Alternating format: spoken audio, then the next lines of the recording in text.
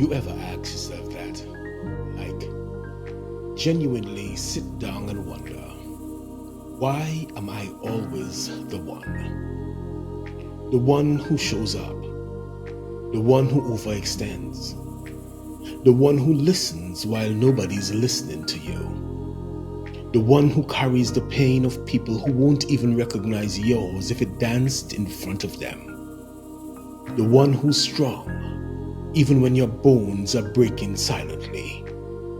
And it's not ego, it's not even pride. It's just this invisible assignment you somehow picked up along the way, or maybe were born into.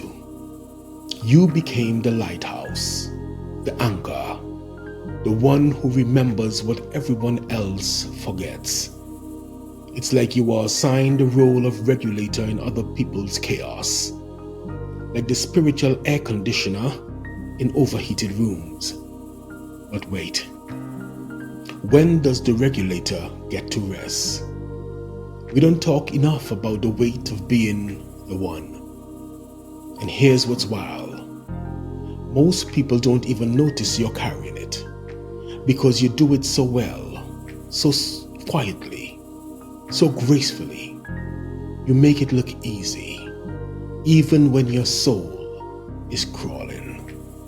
But deep down, you know you're tired. Not just physically, but soul tired. The kind of tired that naps don't fix. The kind of tired that comes from constantly showing up where your spirit's not watered. From being the emotional backbone of dynamics that would collapse if you simply stopped texting back. From being the one holding the thread while everybody's hands are empty. So let's go deeper. Let's talk energetics. Because this isn't just a personality trait. This is spiritual wiring. You are what the mystics call a frequency holder. You're attuned to a vibration that others subconsciously recognize as safety, as light. So they flock, they dump, they lean, and without realizing it, they plug into your field like you're a human charger. But here's the hidden cost. If you don't guard your charge, you'll start running on residual energy. You become like a candle lighting everyone else's fire, but nobody's lighting yours. And it ain't their fault alone. Because here's the uncomfortable part. Some parts of you needs to be needed. That hit, isn't it? Somewhere in your upbringing, or your ancestral line, or your karmic pattern, you learned that being indispensable is the closest thing to being loved. That as long as you're useful, you're safe. As long as you're the strong one, you won't be abandoned. As long as you're the one, you'll be worthy. But beloved, that ain't love. That's performance. That's survival. And the divine didn't send you here to perform. You came to embody. So let's talk truth. What happens if you stop showing up? What happens if you go quiet?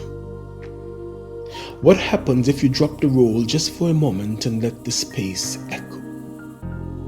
Let me tell you what happens. You'll see who shows up when you stop performing.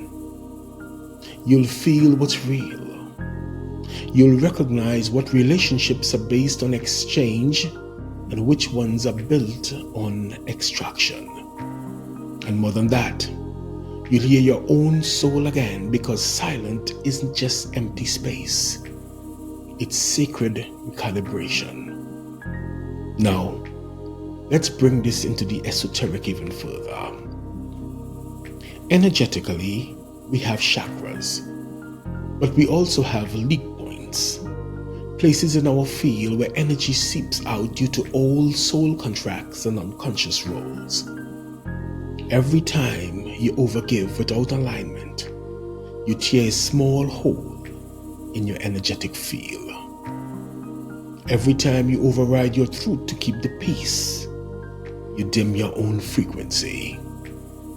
Every time you absorb someone else's emotions without transmutation, you pick up their karma. That's not compassion.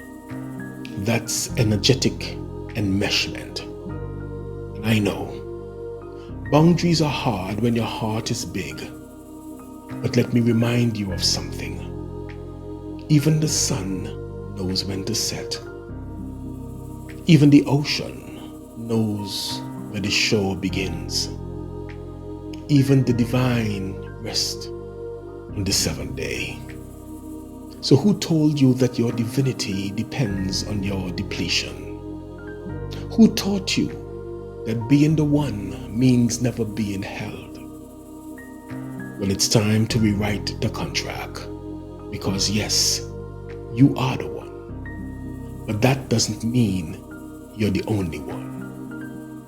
And it sure as hell doesn't mean you need to bleed for your belonging.